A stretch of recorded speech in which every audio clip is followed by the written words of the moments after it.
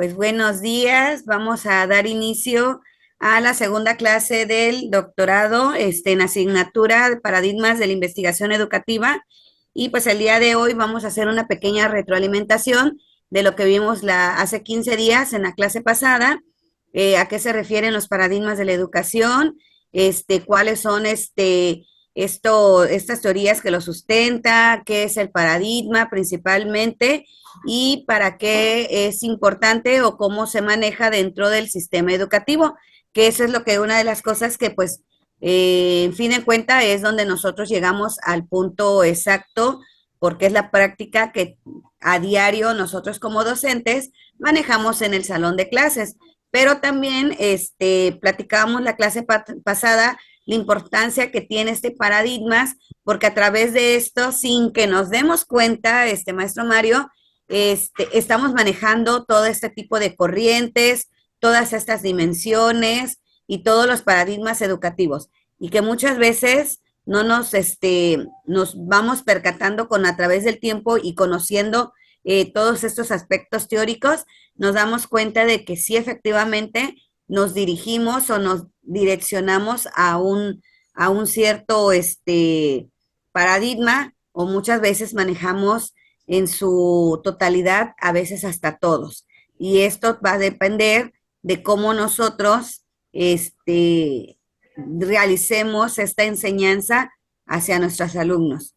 Entonces, la clase pasada veíamos esto y después vamos a empezar con la exposición que de la clase pasada le envié algunos artículos y algunos videos sobre la clase que vimos, y pues efectivamente pues vamos a ver que los paradigmas de la educación, vimos, no sé si realizó usted su mapa conceptual que, que le mandé. Bueno, ahorita me lo va a usted exponer y vamos a ver qué es precisamente un paradigma, haciendo una retroalimentación. Pues platicábamos que un paradigma educativo son los paradigmas que se refieren al modo en que se piensa y se comprende en el acto educacional y los diferentes modelos pedagógicos que se ponen en práctica en las instituciones educativas. Maestro Mario, a veces nosotros creemos ciertas cosas que nos imponen o que nos dicen las demás personas. Esto quiere decir que nosotros adoptamos un pensamiento de cómo creemos que son las cosas. Llámese en cualquier ámbito. Nosotros creemos de que la teoría, por ejemplo, de Piaget o la teoría de Vygotsky son así, y nosotros, ¿qué hacemos? Nosotros hacemos un patrón de lo que las demás, de lo que los teóricos o los pedagogos nos van informando. Entonces, dentro de cuando nosotros decimos es que rompemos el paradigma, es porque efectivamente nosotros estamos realizando una cierta comprobación de que los demás nos dicen. Entonces, esto, como bien dice, el paradigma es el modo de que nosotros pensamos y el modo en que nosotros creemos que son las cosas. Y nos dice que etimológicamente el paradigma significa lo nuestro, o literalmente significa un modelo, un tipo, un ejemplo o un padrón. ¿Usted considera que la maestra Betty pues está realizando las cosas correctamente? Entonces usted empieza a creer que la mejor enseñanza es lo que hace la maestra Betty. Entonces usted empieza a crear un modelo educativo a través del trabajo de la maestra, que es lo mismo que nosotros realizamos. Como ejemplo, me puse mi nombre, que es el ejemplo que nosotros realizamos, por ejemplo, con las etapas, principalmente que nos decía Piaget, ¿no? Las etapas del desarrollo del niño, del 0 al 2, de cómo va el preoperacional, cómo se va este proceso del crecimiento, del desarrollo, o también muchas veces, por ejemplo, Vygotsky, o sea, y muchos pedagogos más.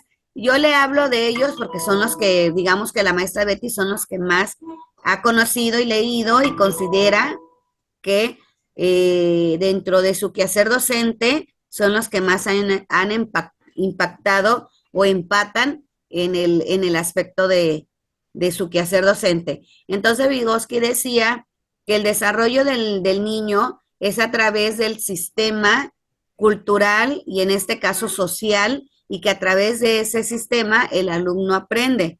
Entonces, a través de las relaciones. Entonces, quiere decir que yo estoy tomando como ejemplo este paradigma que Vygotsky pues realizó, ¿no? A través de la investigación, a través de la observación y a través de todo su proceso pedagógico. Entonces decía, pero también le quiero comentar que una de las personas o pedagogos o psicólogos más conocidos sobre el tema de los paradigmas es Thomas Kuhn, pero Thomas Kuhn dice que se refiere a las realizaciones científicas universalmente reconocidas durante cierto tiempo y que proporcionan modelos de problemas y soluciones a una comunidad científica. Thomas Kuhn principalmente, él se basa mucho al tema científico. De hecho, él es el que implementa en los paradigmas, implementa el tema de lo que es el tema científico, porque dice él que tiene que ser comprobable. Entonces estamos hablando de un modelo hipotético deductivo y metodológico. Entonces, acá al referirnos nuevamente vamos a encontrar otros conceptos del paradigma donde nos dice que etimológicamente significa modelo. Correctamente, concretamente es un modelo epistémico y acerca a la realidad educativa, pero hay que evitar confusiones vinculadas con el paradigma y modelo desde el punto de vista de investigación educativa. Entonces, esto quiere decir que si consideramos el paradigma que es un macromodelo o un dispositivo de producción científica, mientras que el modelo es el despliegue y aplicación de una teoría. Entonces, vamos a ver que otros autores dicen que el paradigma tiene ciertas características y estas características es que es un conjunto de descubrimientos compartidos y reconocidos. Quiere decir que, por ejemplo, Piaget nos comparte su teoría y a la vez Mario Tavira lo reconoce. Esto quiere decir que ya empieza usted a reproducirlo con sus alumnos o con su vida educativa. También dice que otra característica del paradigma es que es un espacio de tiempo que proporciona preguntas tipo y soluciones tipo. También dice que el paradigma es un conjunto de creencias y valores reconocidos, un conjunto de técnicas y procedimientos comunes. Esto también nos lleva, maestro Mario, a mencionar una palabra. Cuando hablamos de paradigmas, podemos mencionarlo, que es este proceso de cosmovisión que tienen ciertos pueblos, ciertas comunidades o ciertas personas que creen que las cosas son así porque así les ha resultado o así se los han inculcado. Entonces, también por eso dice que son conjuntos de creencias y valores reconocidos. Ahora bien, vamos a ver cómo este paradigma influye en la educación y dice que el paradigma tiene implicaciones en la práctica escolar diaria, pues es el paradigma que actúa como un ejemplo aceptado donde nos va a incluir leyes, teorías, aplicaciones e instrumentaciones de una realidad educativa y pedagógica. Y también esto se va a convertir en un modelo de acción pedagógica. Es como, por ejemplo, cuando estamos hablando de un proceso, por ejemplo, ahorita tal vez no es una teoría y tal vez no es un paradigma, pero vamos a hablar de la actualidad. Vamos a hablar de la nueva escuela mexicana que nos implementa que debemos de manejar el paradigma humanista y que precisamente más adelante lo voy a ver de que el tema humanista es un paradigma, como el paradigma positivista, ahí el paradigma metodológico y el paradigma interpretativo, ahí es donde se inserta el humanista, que es lo que estamos viendo ahorita con la nueva escuela mexicana. Entonces nos dice, y nosotros estamos empezando a aplicarlo y esto se convierte en un paradigma donde nosotros decimos que el alumno no va a aprender siempre y cuando no esté su sistema emocional de manera correcta, que no esté estable emocionalmente, entonces se convierte en un paradigma. Entonces ahorita la nueva generación, porque pues por los años de antigüedad que llevamos nosotros, podemos decir que pues hemos tenido muchos padrones o modelos de planes y programas donde te insertan ciertos paradigmas. Ahorita la nueva generación pues está trabajando con un paradigma epistémico donde se busca este sistema humano o el desarrollo del ser humano. Entonces esto se va a convertir en la acción pedagógica que abarca la teoría, las teorías práctica y la práctica educativa. Entonces, vamos a ver que esto nos va a permitir adaptar el compromiso con la relación con las concepciones teóricas y métodos frente a la realidad de un contexto. Maestro Mario, ¿cuál es la realidad de un contexto? La realidad de un contexto va a ser el alumno y el aprendizaje.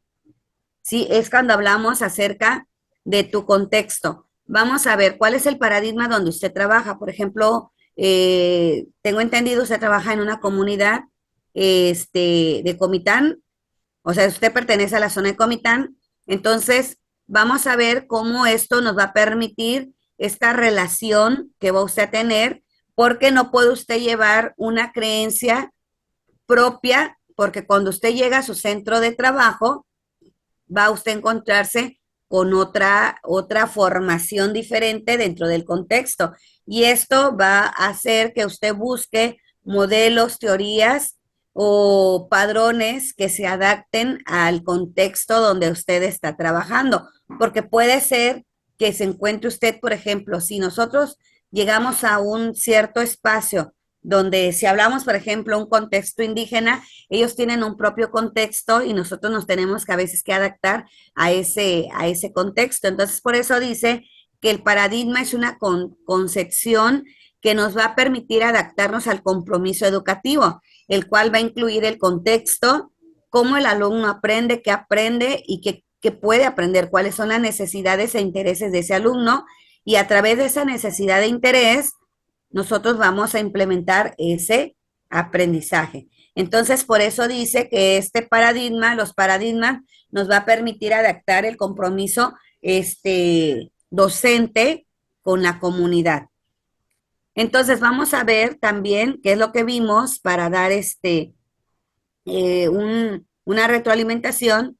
También hablábamos acerca de la descripción del paradigma, que pues, como bien le comenté, uno de las personas o teóricos o pedagogos, psicólogos, quien pues trabajó, investigó y pues fue el que implementó el tema del paradigma, pues fue Thomas Kuhn, que él describe que es una investigación basada firmemente en una o más realizaciones científicas pasadas, realizaciones que alguna comunidad científica particular reconoce durante cierto tiempo como fundamento de una práctica anterior. Esto nos va a llevar a 4 cosas, maestro Mario. No sé si me ayuda usted a leer estos 4 aspectos importantes que describe el paradigma según Kuhn. Dice generalizaciones, ahí, ¿Sí? Generalizaciones. simbólicas. Son componentes generalmente aceptados por el grupo.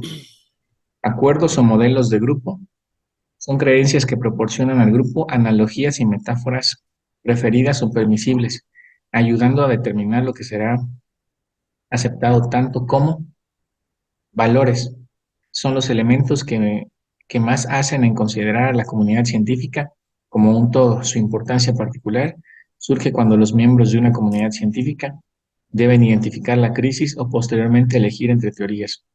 Ejemplares son acuerdos compartidos respecto de soluciones a problemas concretos que se consideran de interés por la comunidad en el campo de la investigación propios de la misma. ¿Qué me puede usted comentar sobre esto, maestro Mario? Y relacionado, por ejemplo, a su quehacer docente. Bueno, en el aspecto de las generalizaciones simbólicas, Pues yo creo que al llegar dentro de un contexto o el medio en el que estamos trabajando, pues cualquier contexto creo que está permeado de simbolismos, ¿no? Y cada simbolismo tiene un significado dentro de un contexto. Entonces, por ejemplo, en el medio en donde yo trabajo, eh, muchos simbolismos pueden tener un significado para ellos y otros tantos diferentes para mí. Un ejemplo, este, dentro del poco tiempo que llevo ahí en la escuela, he notado que uno de los simbolismos que ha estado muy presente es el hecho de que, por ejemplo, los hombres siempre tienen la última palabra. Y tienen la última palabra porque pues están todavía inmersos dentro de una cultura que permea, en donde permea el machismo.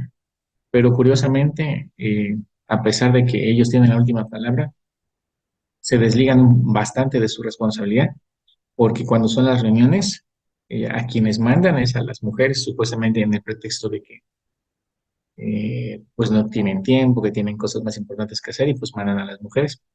Pero ese mismo simbolismo es algo que permea de manera general a todas las comunidades que están hacia alrededor, ¿no? Eh, y pues al final de cuentas es generalmente aceptado por el grupo. Por ejemplo, las mamás ya aceptaron su papel dentro de, pero curiosamente al haber aceptado ese papel, también se está dando un fenómeno curioso porque ya también ya tienen voz y voto, y cuando vienen a ver, ya son las mamás las que deciden, a pesar de que sigue existiendo la idea de que hay un machismo exagerado en las comunidades, ¿no? Ese es uno de de las generalizaciones simbólicas que podría decir. En cuanto a los acuerdos o modelos de grupos, dice, son creencias que proporcionan al grupo analogías y metáforas, ayudando a determinar lo que será aceptado tanto como, bueno, de igual manera, enfocado en ese mismo sentido, eh, creo que eh, los diferentes grupos que podrían llegar a existir en un determinado contexto, pues van creando su sistema de reglas, ¿no? Su sistema de reglas y qué tanto puede llegar a impactar dentro del contexto en el que se desenvuelve. Los valores, bueno, en cuanto decía lo de las analogías, de igual manera, a pesar de que existe un machismo presente en las comunidades, también ese mismo machismo por el mismo sistema de ideas que va cambiando, ¿no? Porque los paradigmas son cambiantes, no son estáticos. Entonces, en ese mismo tenor de que los paradigmas van cambiando, pues también la misma comunidad se ha ido adaptando, ha ido evolucionando y también ya hemos, bueno, en mi caso yo me he dado cuenta que su sistema de valores, su sistema de creencias, su forma de proceder va evolucionando también. Por ejemplo, hace poco me ocurrió de que les habíamos mencionado a los alumnos que íbamos a hacer aseo de la escuela, porque pues el comité no llegaba, se había desafanado de su responsabilidad, y pues dijimos, tomamos la determinación con los maestros, pues lo hagamos con los chamacos, empecemos a limpiar. Y se les dijo a hombres y mujeres que llevaran, si no machete, por lo menos rastrillo o carretillas para cargar el monte que se iba a cortar. Y curiosamente eso me generó un problema porque al siguiente día, bueno, para empezar, la niña ni llegó. Una de las niñas de mi grupo ni llegó. Después de que no llegó, al siguiente día, temprano, uno de mis compañeros fue abordado por la mamá. Cuando aún sabía que yo no era que el maestro que abordó no era el maestro de grupo, sino que era yo.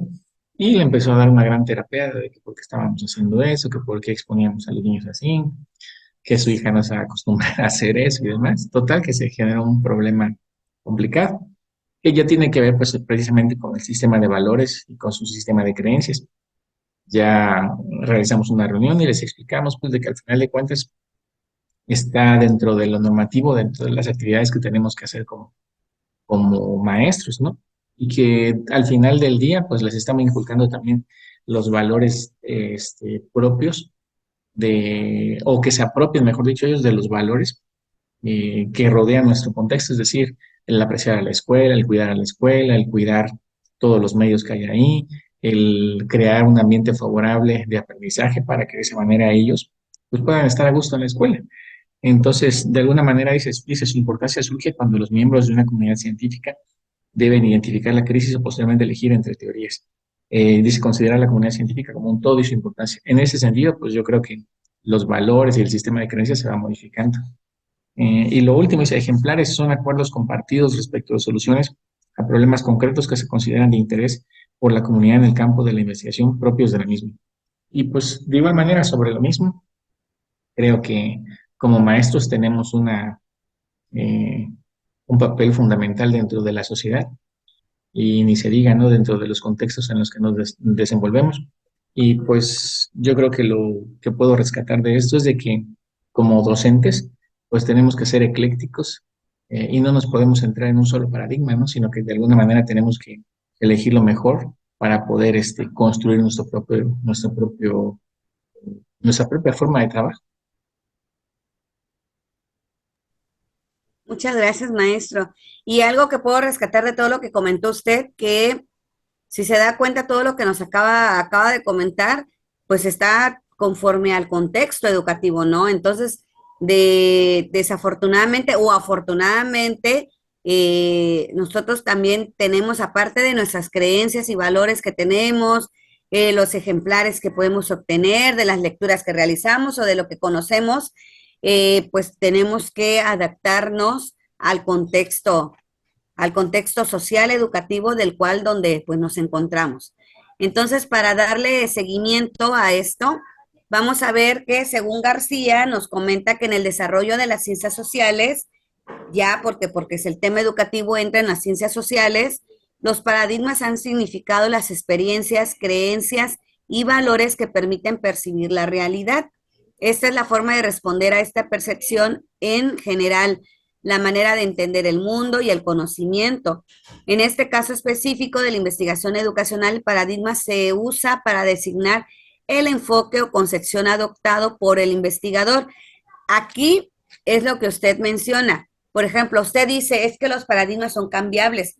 Claro que sí, porque no podemos tener el mismo paradigma como cuando la escuela era tradicional, cuando estábamos en otra época, ahora que el paradigma que nosotros hemos venido, no sé si decir la palabra evolucionando, cambiando o transformando la sociedad, pues todo cambia, toda generación se van inculcando nuevos aprendizajes o nuevas formas de vivir. Entonces, en este caso, pues como bien lo menciona acá, esto es lo que va a adoptar el investigador, no es lo que, digamos, como que algo que se le implemente. El sistema educativo te da un plan y programas, ¿no? Que debemos de seguir durante el trayecto o durante una época, una temporada, mientras se vuelve otra vez otras personas a construir un nuevo plan y programas. Sin embargo, o sea, es una herramienta que te dice qué es lo que debe de aprender el niño, cómo debe de egresar o cómo ingresa, pero no te menciona exactamente cuál es el enfoque o cómo tú te debes de como que direccionar. Entonces, esto va a ser conforme a la adaptación que nosotros tengamos, porque como docentes, pues pareciera que no, pero sí somos investigadores educativos. Pues desde el momento que vamos a crear una clase tenemos que investigar, desde el momento que vamos a hacer una planeación tenemos que investigar y desde el momento que nos paramos frente a un contexto nuevo, una comunidad nueva, alumnos nuevos, así sea la misma comunidad, pues ya son diferentes niños, diferentes conocimientos, diferentes pensamientos de nuestros alumnos, nos convertimos en investigadores.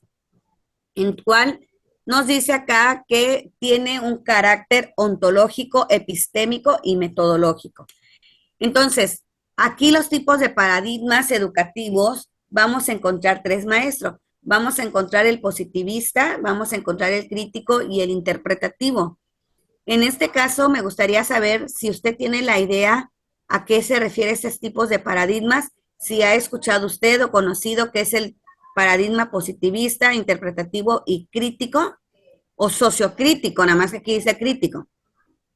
Sí, sí, investigué y pues cada uno está fundamentado en diferentes, pues, propiamente en diferentes filosofías. Por ejemplo, el positivista habla de que está fundamentado en el hecho de de que aquello que todo puedes percibir, poco a poco lo vas a ir fundamentando a través de la observación, a través de un método, ¿no? Que se vuelve un poco más especialista. Y pues enfocándolo al ámbito educativo, pues se puede mencionar como, por ejemplo, este paradigma, este, toma todas las teorías como verdades absolutas, ¿sí? Es decir, las teorías que ya existen las ve como verdades absolutas. En cuanto a, así a grandes rasgos, en cuanto al paradigma crítico, que es el en donde podía yo ubicar al actual sistema educativo, bueno, al nuevo modelo educativo de la nueva escuela mexicana, lo podríamos ubicar ahí, ¿no? Pues de alguna manera quiere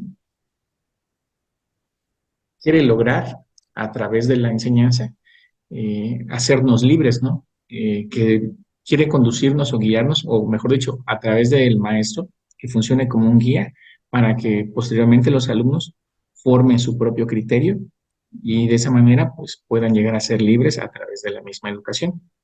Y el interpretativo, eh, que tiene que ver, dice, con la construcción de la realidad en subjetividades, es decir, tiene que ver con el hecho de que las personas poco a poco van construyendo su realidad con toda la serie de elementos que tienen a su alrededor.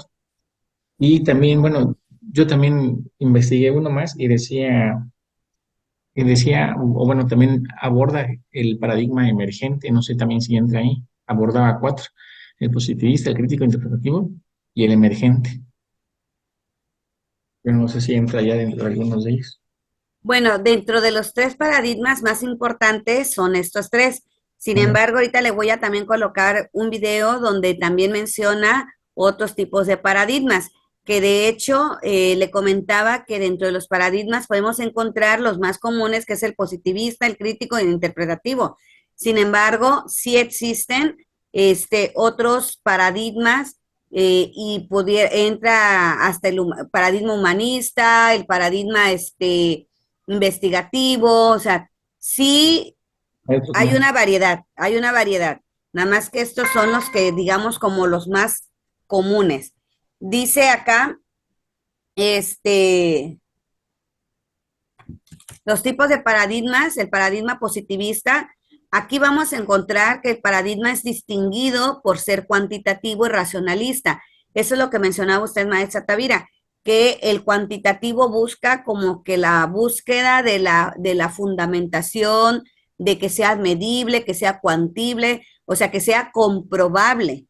O sea, no es nada más de decir, bueno, yo creo como lo menciona el interpretativo, que el interpretativo es la subjetividad del sujeto, o sea, como nosotros pensamos, como nosotros creemos. Y aquí dentro del interpretativo menciona que una de las dos características que es cualitativo y es naturalista. Y en cambio, el paradigma sociocrítico, que es lo que usted mencionaba, una de las características importantes es que es participativo, en donde el alumno o la misma persona va a buscar desarrollar su propio conocimiento desde, ya sea desde lo social, desde un conjunto, desde un trabajo en equipo, un trabajo colaborativo, como también un trabajo individual, donde él pueda llegar a ser, como usted bien lo mencionaba, la palabra libre a través de este pensamiento desarrollado con un pensamiento crítico. Ya ve que ahorita nos implementan mucho que debemos de hacer el alumno un pensamiento crítico, reflexivo, para que pueda ser totalmente libre ante cualquier persona. Entonces vamos a ver acá que el paradigma positivista, el propósito es básico, es cuantitativo en la investigación socioeducativa. Consiste en realizar mediaciones y predicciones exactas del comportamiento regular de grupos sociales. La búsqueda principal consiste en explicar las causas de los fenómenos, confrontar la teoría y la praxis, dedicar discrepancias, analizar estadísticamente, establecer conexiones y generalizaciones. En el paradigma positivista vamos a ver la existencia de una realidad objetiva. No vamos a hablar acá en el paradigma positivista, no vamos a hablar de subjetividades, sino de objetivos, o sea, para una realidad objetiva, clara, comprobable, donde no se es posible conocer empíricamente métodos cualitativos, sino que vamos a buscar, aquí se enfoca Sí, en la búsqueda de los métodos cuantitativos, donde va a permitir explicar, predecir fenómenos similares. Podemos mencionar que acá entraría lo que es el método, la metodología, donde entra, por ejemplo, la comprobación o hipotético deductivo, o sea, que te lleve a una comprobación. Mencionábamos en la clase de epistemología que la búsqueda del método deductivo, por ejemplo, hipotético deductivo, es buscar que realmente sea comprobable. Cuando se comprueba, se convierte en una ley o se convierte en una teoría, pero si no se comprueba, se desecha. Entonces, este es conforme al paradigma positivista, que busca, pues ya le mencioné, pretender explicar o predecir hechos a partir de las relaciones causa y efecto. El investigador va a buscar la neutralidad, que debe de reinar la objetividad, no subjetividades, sino la objetividad. Y en el tema del paradigma interpretativo, dice que acá vamos a ver que son escuelas de pensamientos como la fenomenología, la etnometodología, las interacciones de la simbología, como usted mencionaba, esta interacción simbólica, lo social, lo cualitativo. En este caso, en el interpretativo, vamos a ver, maestro, que entra la corriente humanístico-interpretativas, en la cual se va a concentrar en el análisis de las significaciones del, digamos, de las acciones humanas y de la vida de la sociedad. Para ello utilizan técnicas de investigación, pero de carácter cualitativo. Entonces vamos a ver, vamos a encontrar ahorita ya hemos encontrado dos diferencias entre el interpretativo y el positivista. El positivista es objetivo y el interpretativo es subjetivo. Entonces, acá en el tema del paradigma sociocrítico, está fundamentado en la crítica social con un marcado carácter autorreflexivo y considera que el conocimiento se construye siempre por interés que parten de las necesidades de los grupos. Por eso se llama sociocrítico, porque ya es una sociedad, un conjunto, trabajo en equipo, en la cual ya entra lo que usted menciona, que a través de este trabajo es buscar la libertad de pensamientos, libertad del ser humano, porque aquí nos menciona que pretende o busca la autonomía racional y liberadora del ser humano, que se consigue a través de la capacitación de los sujetos para la participación y transformación social. O sea, sí, en el paradigma sociocrítico vamos a trabajar en equipo, vamos a trabajar en conjunto, pero con un fin, maestro Mario, con el fin de ser libres de pensamientos, libres en la autonomía y libres para el raciocinio, o sea, tener tu propia o construir la propia idea o razón que tengamos. En este caso, en este paradigma, es muy importante porque busca o se utiliza la reflexión y el conocimiento interno y personalizado, que cada quien tome una conciencia en el rol donde nos encontramos. O sea, Mari y Betty pertenecen a un conjunto o un grupo de personas, pero yo me voy a hacer cargo de mi propio rol, que pertenezco a ese grupo, a través de mi propia reflexión y de mi propio autoconocimiento. Este es un procedimiento que se aplica en la psicoanálisis, que se posibilita la comprensión de la situación de cada individuo. Entonces, con base a esto, me gustaría que escucháramos este video que explica muy bien acerca también de lo que estamos hablando en este momento.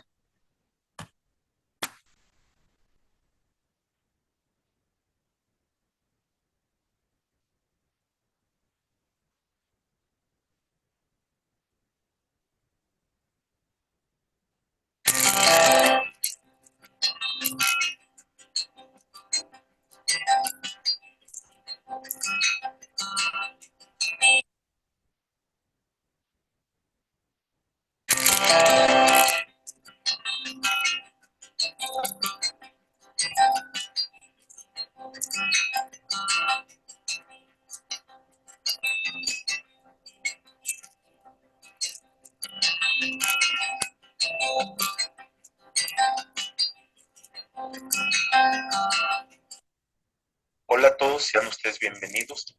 En esta ocasión abordaré el tema de los paradigmas de la investigación educativa. Aclaro, investigación educativa porque es el campo en que nos movemos, pero en realidad son paradigmas de la investigación en general. Primero iniciaríamos para hablar sobre este tema dando algunas definiciones. Y hay definiciones que vienen desde la época de los griegos. Etimológicamente, paradigma viene de paradigma, que sería mostrar, manifestar o ejemplo o ejemplar, que al fin de cuentas es la idea general, ¿no? También tenemos que está ligado a concepciones filosóficas que en su momento había en la antigua Grecia. ¿Sí? Platón sostenía la idea de paradigma como un modelo, mientras que Aristóteles, que era su discípulo y posterior filósofo con todo un desarrollo fuertísimo en el campo de la filosofía, nos planteaba que paradigma sería igual que hablar de ejemplo, ¿no? En la década de los 60, Thomas Kuhn, ¿sí? Historiador de la ciencia, publica el libro Estructura de las revoluciones científicas y vuelve a poner de moda el término paradigma. Y entonces el término paradigma se masifica y aparece por diferentes partes. Entonces, uno define qué es paradigma, pero según dicen algunos autores, algunos analistas de su obra, lo define de múltiples maneras, o sea, hay múltiples definiciones de paradigma hechas por Thomas Kuhn en su libro, ¿sí? Algunos hablan de 69 definiciones diferentes, algunos más llegan a decir que hasta tiene más de 200 definiciones diferentes, pero bueno, más allá de eso, a nosotros nos interesa en este momento ejemplificar algunas de ellas nada más para ver qué tan diferentes son y en cuáles hay variedad o similitudes. Primeramente tenemos una primera definición que podemos sacar, valga la redundancia, primeramente, bueno, tenemos una definición inicial que nos puede ayudar a entender lo que es el paradigma. Para Kuhn, los paradigmas son realizaciones científicas universalmente reconocidas que durante un cierto tiempo proporcionan modelos de problemas y soluciones a una comunidad científica. Aquí hay tres ideas que quiero destacar. Realizaciones científicas, o sea, es algo que ya se hizo, ¿sí? Segundo, implica o proporcionan ese tipo de hacer ciencia modelos de problemas, obviamente de investigación y soluciones a la investigación, y son compartidos por una comunidad científica. Primera definición. Segunda definición, es un marco o perspectiva bajo la cual se analizan los problemas y se trata de resolverlos. Bueno, sigue presente la idea de los problemas y su resolución, pero aquí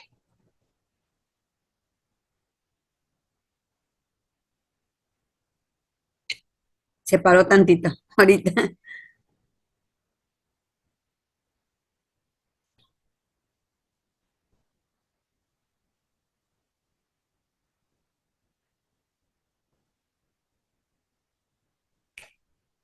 ¿Sí logra verlo ahí este maestro?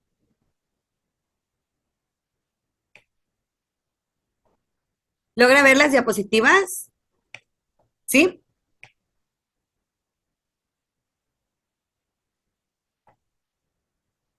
Las diapositivas sí, nada más que ya no se escucha. No, se salió, ahorita lo voy a volver a colocar. sí, algunos hablan de 69 Ahí sí ya. de investigación y Gracias. soluciones a la investigación, y son compartidos por una comunidad científica. Primera definición. Segunda definición, es un marco o perspectiva bajo la cual se analizan los problemas y se trata de resolverlos. Bueno, sigue presente la idea de los problemas y su resolución, pero aquí ya me cambió. En lugar de realización científica me habla de un marco o perspectiva, ¿verdad? Bueno, podría quedar, ¿no? Y otra definición nos dice son macroteorías. Aquí ya se nos fue un poco más lejos Thomas Kuhn en relación a lo que es el paradigma. Sí, pero bueno, se entiende en estas definiciones plurales que fue dando durante su texto. Entonces estaremos hablando que son macroteorías que se aceptan de forma general por toda la comunidad científica. Vuelve a aparecer el tema de la comunidad científica y dice a partir de las cuales se realiza la investigación. No especifica que tiene que ver con el problema o la solución, pero dice que se hace la investigación. Por otro lado, nos da otra definición que dice que es un logro, una forma nueva y aceptada de resolver un problema. Bueno, ya pasamos de macroteorías a un logro, una forma nueva, ¿verdad? Pero aclara que es aceptada por todos, o sea, ¿por quién? Por la comunidad científica, o sea, sigue insistiendo en ese punto. Va a resolver un problema en la ciencia que más tarde se utilizará como modelo para la investigación y la formación de una teoría. Bueno, insiste en la idea de modelo, ¿no? Otra definición nos dice que es una serie de valores compartidos. Aquí ya otra vez nos movió un poco el tapete y nos complicó el asunto, ¿verdad? Una serie de valores compartidos. En otras palabras, un conjunto de métodos, reglas y generalizaciones utilizadas conjuntamente por aquellos entrenados para realizar el trabajo científico de investigación, que se modela a través del paradigma como logro. Bueno, ya nos metió la idea de modelos, nos metió la idea de logro junto con la idea de los valores. Sí, ya pues, son ideas generales, ¿no? Pero bueno, si esto no fuera suficiente de que Kuhn, que fue el que puso de moda el término paradigma, vemos que hay otros autores que también dan sus propias definiciones de paradigma. Vemos el caso de Thomas Polkewitz, ¿sí? Investigador del área de políticas, ¿sí? En lo que es Estados Unidos, que nos da su propia definición y dice que es el conjunto de costumbres y tradiciones, ¿sí? Que constituyen las reglas de juego que orientan la labor investigadora. Conjunto de costumbres y tradiciones, en relación a la labor investigadora. Bueno, términos más, términos menos, vale la idea general. Miguel Martínez Migueles, ¿sí? Un investigador sudamericano bastante reconocido a nivel internacional, nos da también su propia definición de paradigma y dice que es el cuerpo de creencias, presupuestos, reglas y procedimientos que definen cómo hay que hacer ciencia. Son los modelos de acción para la búsqueda del conocimiento. Modelos, creencias, presupuestos, o sea, en esencia estamos hablando de algunos términos similares y similitudes en relación a cómo lo entendemos, pero así como estas hay múltiples definiciones, entonces a veces no abona al estudio del tema el tener tantas definiciones, ¿no? Para complementar esto, yo me permito elaborar un constructo personal. Esto tiene que ver con el material que he leído directamente de algunos autores, entre ellos Ana Rosa Pérez, filósofa mexicana, tiene un libro excelente que se llama Kuhn y el cambio científico. Creo que para entender lo que es el paradigma hay que leer ese libro, sí, está muy, muy bien hecho. A partir de lo que ella me plantea en ese libro, yo elaboro este constructo para definir lo que es el paradigma y digo que es un marco de investigación, un marco, un espacio perfectamente delimitado interno, ¿sí? Este marco es de carácter epistémico metodológico. ¿Sí? Esto quiero hacer énfasis porque esto es lo que nos va a distanciar del uso o mal uso que se le da al término paradigma, donde mucha gente lo hace como sinónimo de teoría y no es cierto. O sea, esto es lo que permite construir las teorías, no es la teoría. ¿Sí? Por lo tanto, insisto que tiene un carácter epistemológico y metodológico hablar del término paradigma. Y este marco de investigación que proporciona pues un conjunto de reglas, técnicas y procedimientos que se constituye un modelo. O sea, a fin de cuentas, esta forma de actuar, ¿sí? Del investigador se constituye un modelo para la construcción de problemas, ¿sí? Enfatizando el aspecto constructivista de la epistemología y su abordaje metodológico. Creo que esta definición nos puede ayudar a entender un poco más lo que es el término paradigma. Sin embargo, viene la pregunta, ¿cuántos son los paradigmas que hay? Sí, pues hay varias respuestas, ¿verdad? Blumer, sí, en el 83 nos decía que humanista y positivista. Si recuerda esta distinción que se quería hacer como que los positivistas son en las ciencias duras y nosotros somos los humanistas que vamos a las ciencias sociales, ¿no? Bueno, en el 83 así se planteaba. Cook y Richard, en el libro clásico que viene aquí en la pantalla del lado derecho, nos plantea la tradición de que hay dos tipos de paradigmas, cuantitativos y cualitativos.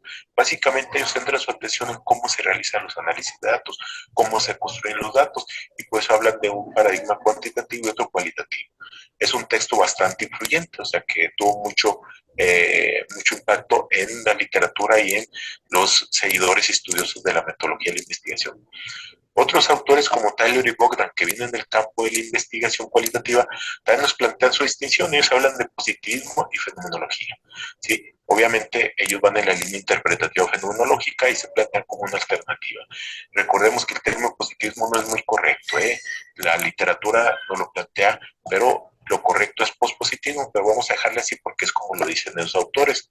Gary Chemnitz, muy conocido en el campo de la investigación-acción, y después de analizar lo que es la relación entre la teoría y la práctica o la praxis, él habla de tres posibles paradigmas.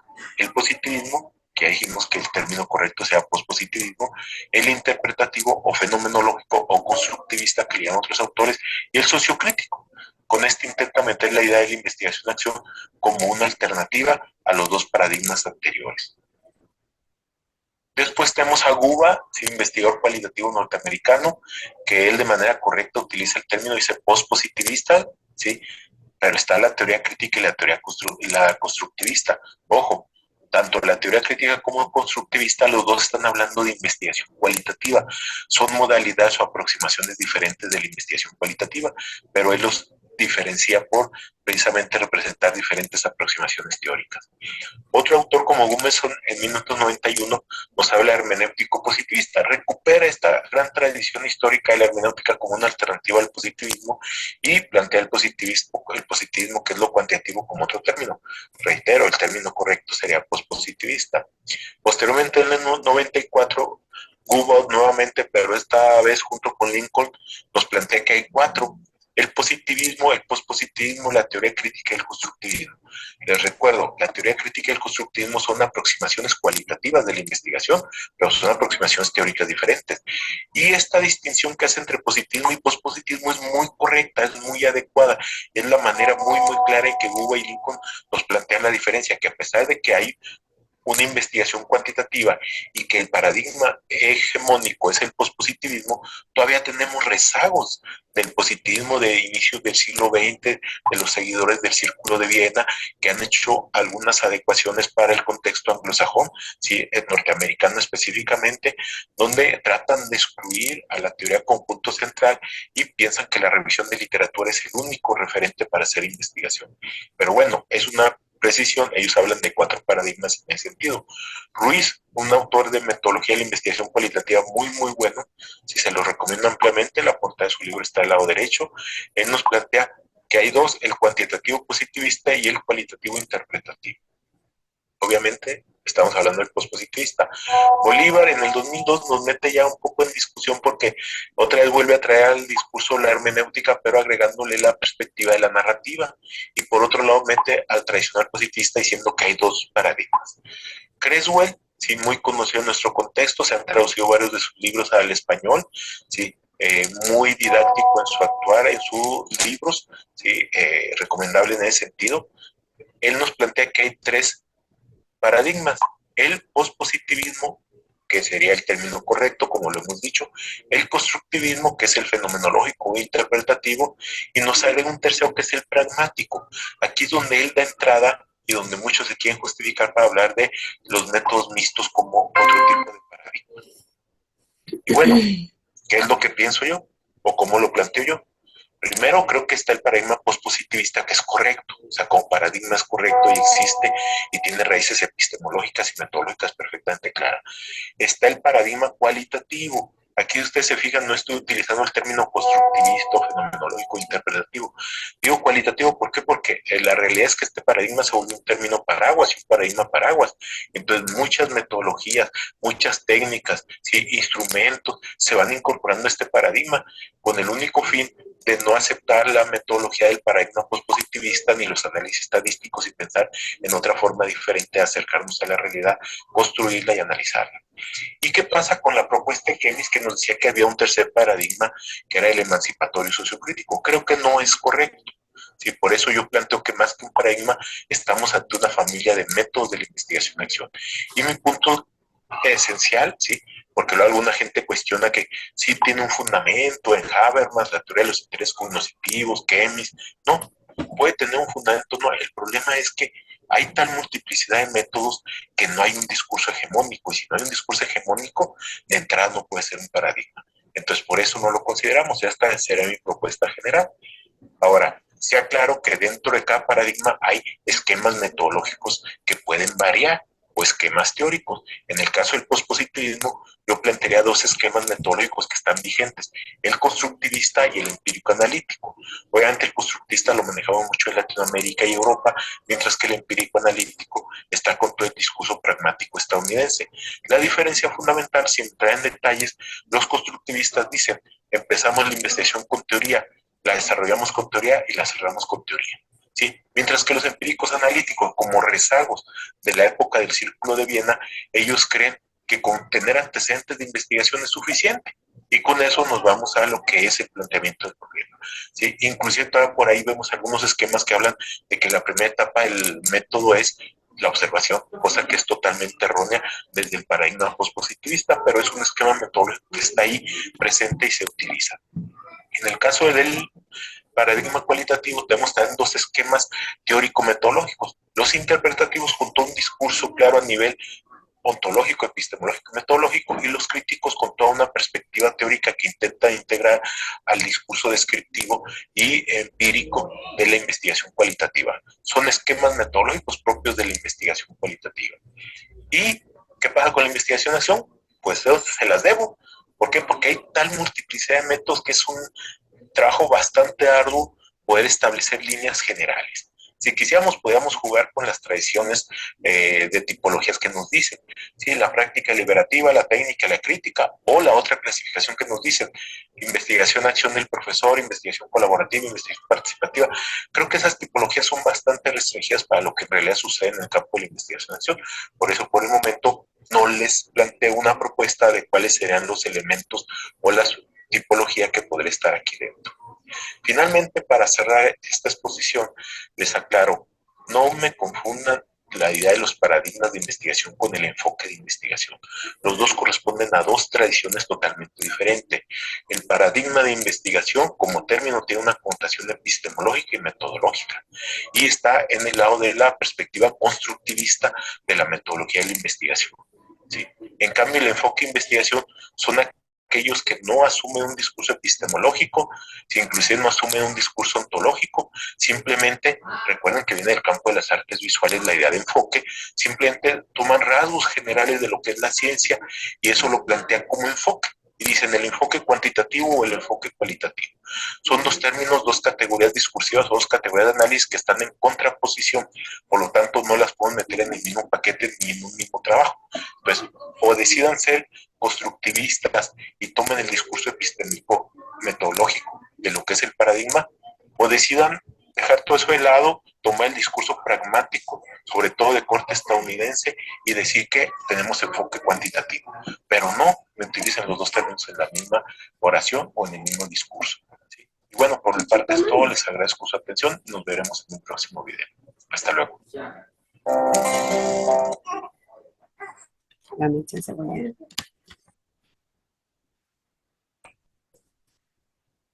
A esto es lo que comentaba, si se da cuenta, ahí nos habla una amplitud de varios paradigmas de la educación, bueno, o paradigmas principalmente. Yo me enfoco a la educación, pero si se da cuenta aquí nos habla acerca de varios, que es lo que comentaba usted que investigó y encontró. Entonces, me gustaría, maestro, acá vamos a hacer una pequeña lectura, y vamos más adelante, le voy a mostrar un video que precisamente habla de 4 paradigmas muy buenos, que me gustaría también que lo escuchara usted. Aquí se me apoya usted haciendo esta lectura, vamos a empezar con las dimensiones, y si gusta, después que hagamos esta lectura, pudiera usted tomar, no sé, un receso de media hora para poder, y para que regresando ya me haga usted su exposición de la dimensión que le corresponde. Entonces, si me apoya usted con esta lectura, maestro.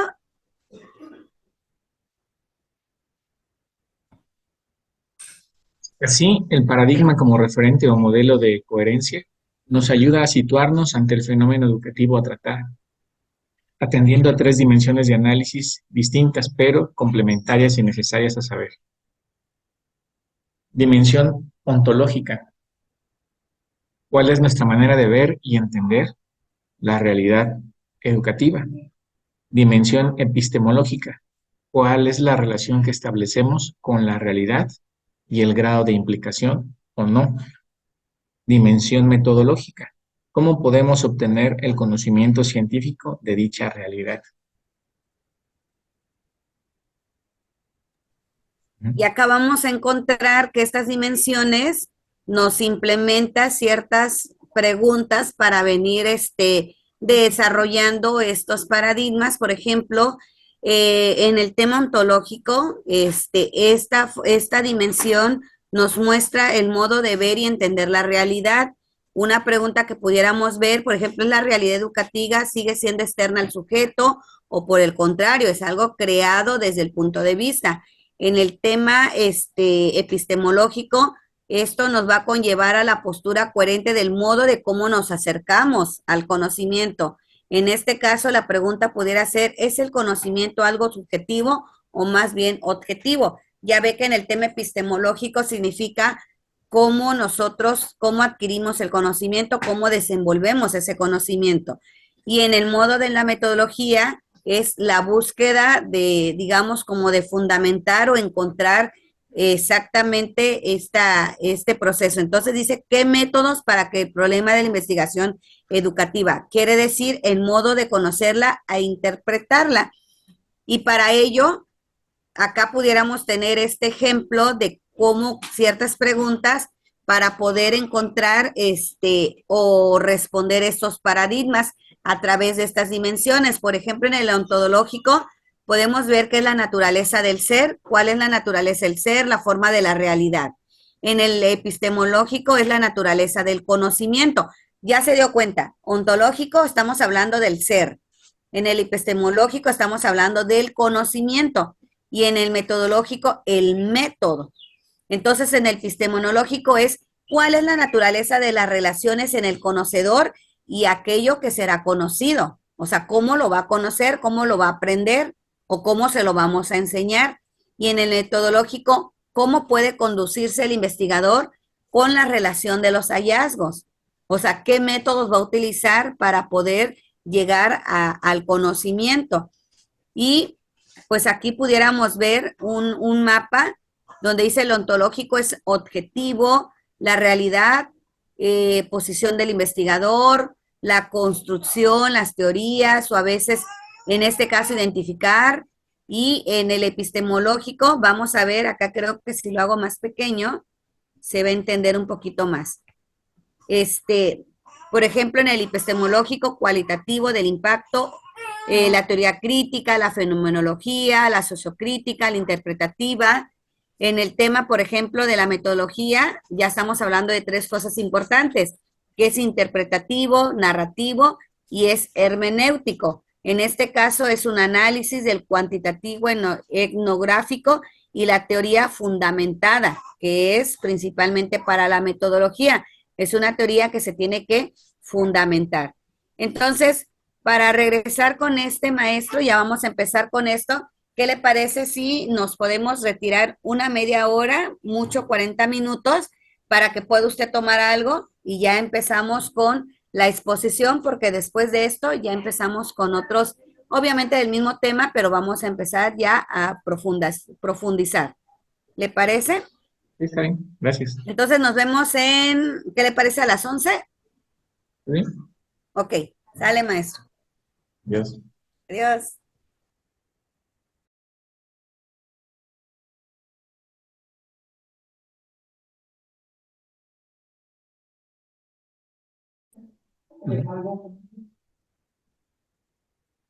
Gracias, Roma, porque le ganó en primer lugar.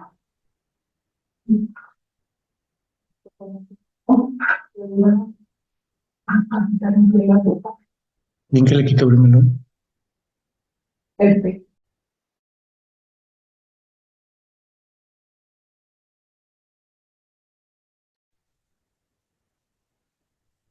Hola, maestro Mario, pues vamos a dar este inicio para poder ir concluyendo y pueda usted realizar sus actividades correspondientes.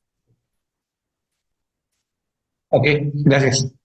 Bueno, vamos a dejar le voy a pasar las diapositivas, de hecho les debo unas diapositivas de una asignatura pasada, se los voy a enviar y pues esto creo que lo vamos a pasar de a porque creo que es algo que voy a resumir en esta diapositiva. Bueno, hablar del paradigma educativo pues es, digamos que es una asignatura muy, muy teórica la que le estoy dando por lo mismo de que es una asignatura o un tema que se trata de fundamentar cuáles son los paradigmas que se encuentran en el sistema educativo, porque es donde nos vamos a enfocar. Bueno, vamos a ver Entonces, las dimensiones que ahorita precisamente va usted a exponer el suyo, que es la epistemológico, y que dice que el paradigma educativo es un referente o modelo de coherencia, nos ayuda a situarnos ante el fenómeno educativo a tratar. Fenómeno educativo a tratar, ¿qué quiere decir, maestro? Hace ratito hablábamos acerca del contexto, alumnos y el aprendizaje. Nos vamos a situar ante una realidad educativa, maestro. Nos vamos a situar ante el fenómeno educativo del cual usted se encuentra en su contexto, atendiendo a 3 dimensiones, que es el ontológico, el epistemológico y el metodológico. ¿Por qué? Porque el ontológico es el conocimiento del saber, como bien lo mencionamos hace ratito en una diapositiva, el ser, el sujeto, la subjetividad del sujeto. El epistemológico, ¿cómo va a aprender ese sujeto? Si nos damos cuenta que vamos relacionando. Ontológico es el ser, la persona, cómo es su contexto, cómo es su subjetividad, qué es lo que piensa, qué es lo que siente, cuáles son sus creencias, cuáles son sus valores, y epistemológico es cómo va a aprender, y el metodológico, de qué manera le vamos a enseñar ese conocimiento a ese sujeto. Entonces, por lo tanto, dentro de esto vamos a encontrar 3 enfoques importantes. Acuérdense que decía el autor cuando vimos el video que algo muy importante es no confundir los paradigmas con los enfoques. Sin embargo, vamos a ver que dentro de esto vamos a encontrar 3 paradigmas, 3 enfoques. Una de ellas es cómo y dónde situar la indagación educativa. Vamos a encontrar el enfoque cuantitativo, que es un enfoque que se basa en la observación y la medición de los fenómenos objetivos mediante técnicas objetivas. El cualitativo es el enfoque que privilegia el análisis profundo y reflexiona los significados subjetivos e intersubjetivos que forman parte de las realidades de los estudiantes. Y el enfoque mixto, maestro Mario, vamos a ver que es la recopilación de los 2 primeros enfoques, que es una metodología de investigación que consiste en recopilar, analizar e integrar tanto una investigación cuantitativa como cualitativa. Me gustaría me comentara usted desde su punto de vista, ¿qué comprende usted sobre estos 3 enfoques? Bueno, yo creo que cada uno está bastante marcada la diferencia. En cuanto a lo cuantitativo, pues se refiere, ¿no?, a las cantidades, cualitativo, cualidades, y el mixto, pues una mezcla de ambos. Llevándolo a la práctica, dice en el enfoque cuantitativo, se basa en la observación y medición de fenómenos objetivos mediante técnicas objetivas. Es más que nada lo que mencionaba el investigador acerca de cómo, por ejemplo, nosotros como docentes, en la práctica misma hacemos investigación, como indudablemente tenemos que introducir el método científico, ¿no? En un momento dado, cuando nosotros queremos hacer una investigación, pues tenemos que llevar un análisis completo y un registro de todo aquello que observamos, de todo aquello que queremos investigar, y cómo de esa manera nos vamos empapando del ambiente en el que nos estamos desenvolviendo. Y en el cualitativo es un enfoque que privilegia el análisis profundo y reflexivo de los significados subjetivos e intersubjetivos, que aquí es mucho más complicado, ¿no? Porque como su nombre lo dice, cualitativo, aquellas cosas que yo observo pueden ser importantes para mí como para la otra persona, ¿no? Entonces, varía eso, ¿no? Ahí es donde está esa variación. Y en el enfoque mixto es donde nosotros pues vamos a hacer la aplicación de ambos en una determinada investigación o en la práctica diaria. Así es. Muchas gracias, maestro. Y dentro de esto vamos a encontrar ya la base de la investigación educativa. Después de una generalidad sobre lo que es el paradigma, que podemos hablar, no exactamente un paradigma educativo, ahorita ya nos estamos enfocando de manera específica a los paradigmas de la educación, de la investigación educativa.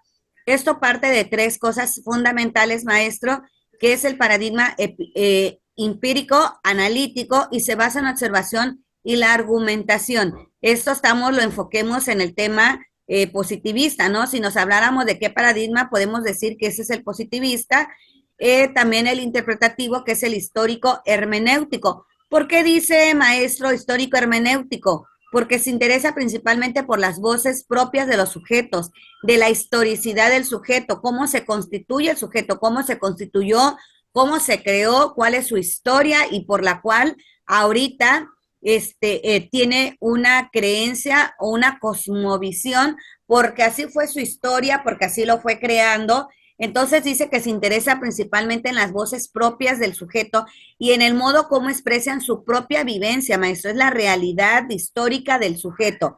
Entonces esto nos vamos a basar en un contexto determinado, porque el contexto donde usted está trabajando Comitán no pudiera ser la misma voz que la de Tuxtla. ¿Por qué? Porque es la historia del sujeto.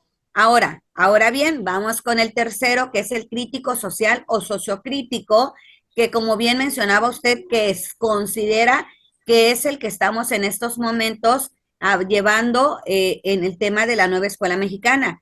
Esto tiene marcado un carácter muy autorreflexivo y considera que el conocimiento se construye siempre por intereses que parte de las necesidades de los grupos, o en este caso una necesidad también propia de un individuo que lo transmite a un grupo y a veces hace que ese interés propio se lleve a un tema colaborativo.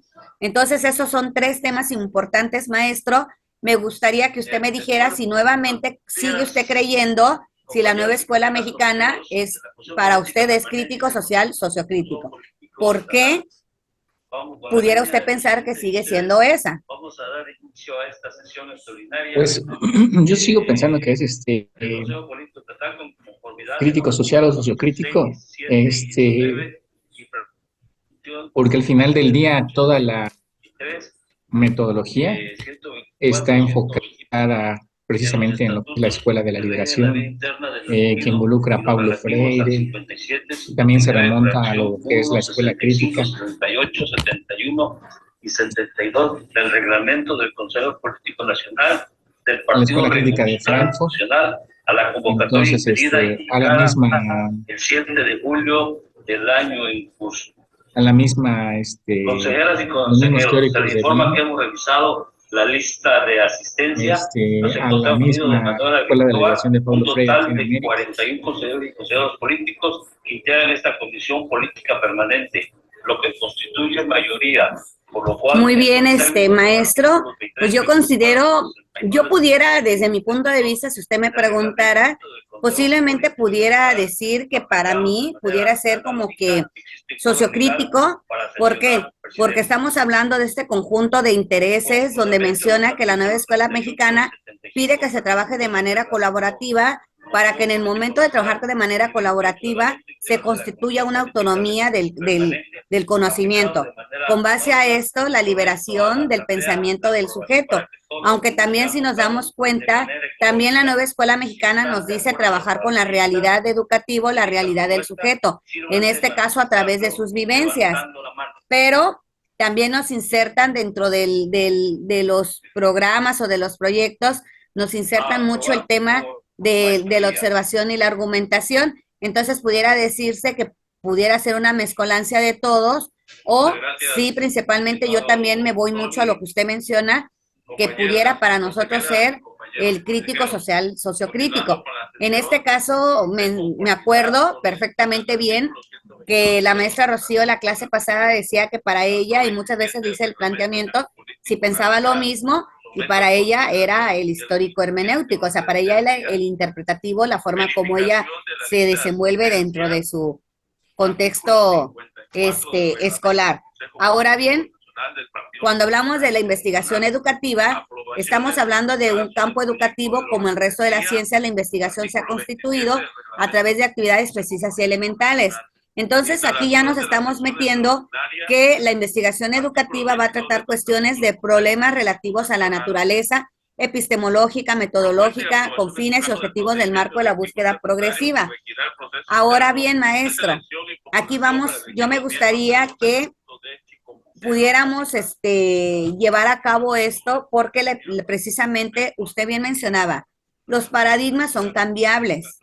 son cambiables conforme a la transformación que vamos adquiriendo y vamos resolviendo durante todo este proceso, porque a veces el paradigma se rompe cuando nosotros nos damos cuenta que no son como nosotros pensábamos, o sea, no es nuestra creencia, no es nuestra idea, y dice acá, lectura de la realidad. Aquí, con base a estos planteamientos, vamos a realizar uno de los trabajos.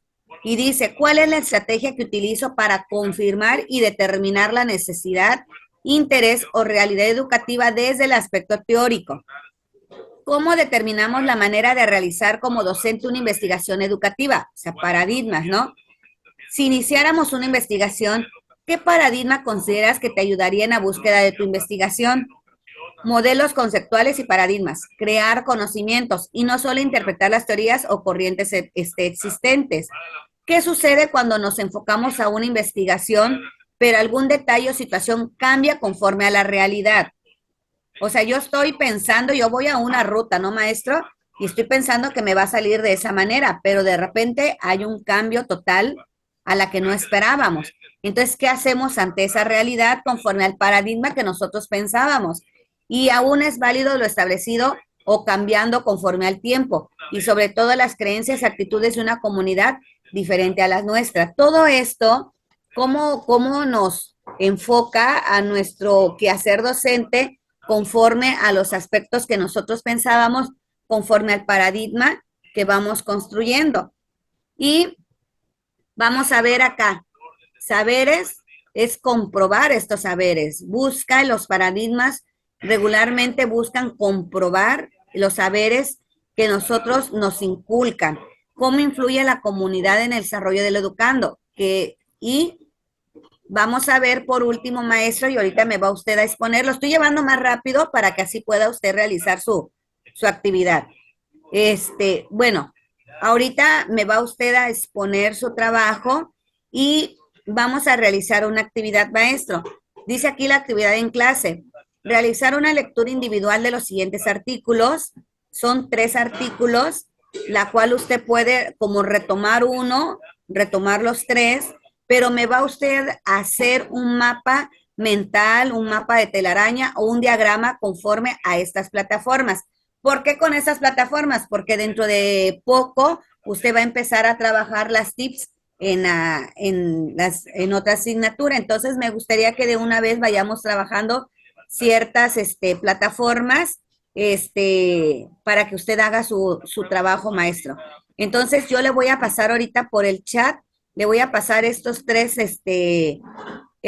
artículos para que lo descargue usted, pero vamos a tener, como nos da tiempo todavía, me va usted a exponer y le voy a dar este tiempo para que realice usted la actividad y me lo puede usted exponer el mapa mental y ya con eso para que llegue en punto de las 12 para que se pueda usted retirar a realizar su actividad familiar. Entonces ahorita sí se va usted, aquí se va usted preparando, maestro, para su exposición. Le voy a dar para que pueda usted también exponer. Ya puede usted empezar a proyectarlo.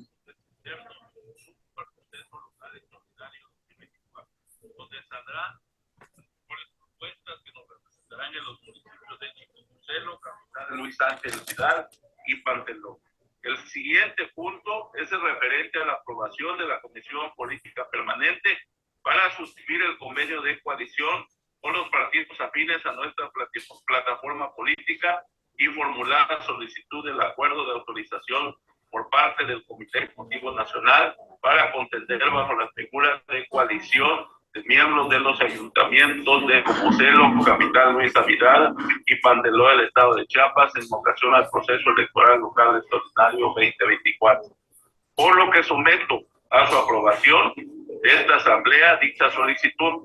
Los que estén por afirmativa de suscribir convenio de coalición, sírvanse expresarlo levantando la mano.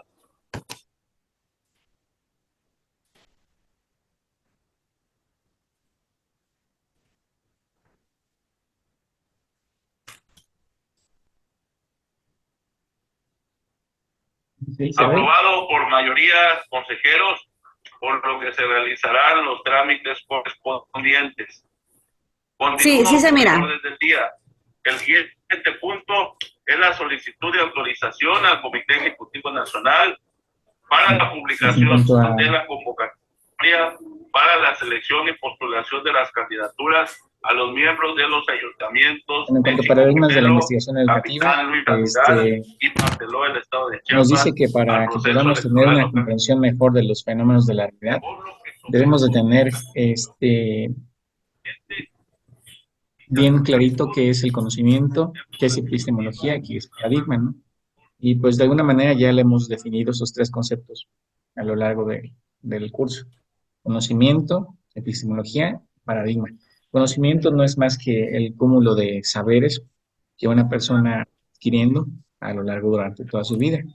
La epistemología que tiene que ver con la significancia de todo, ¿no? Desde el ser hasta todas y cada una de las cosas.